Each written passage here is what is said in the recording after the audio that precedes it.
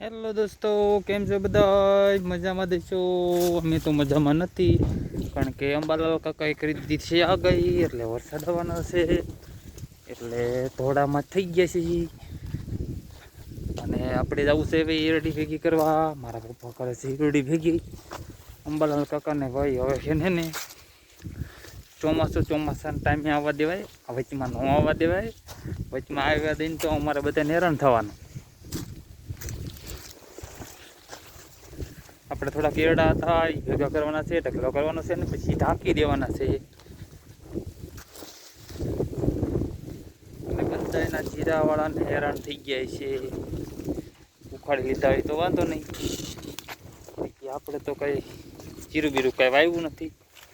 ઘઉં થોડાક ખાધા પૂરતા વાવ્યા છે, એટલા ઘઉં તો હવે વરસાદની આગાહી પૂરી થઈ જાય પછી વાટી લઈશું. વિડીયો સારો લાગ્યો હોય તો લાઈક, શેર અને સબસ્ક્રાઈબ કરવાનું ભૂલતા નહીં.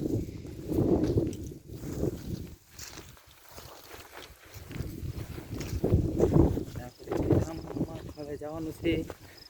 આ છે આપણા ઘઉં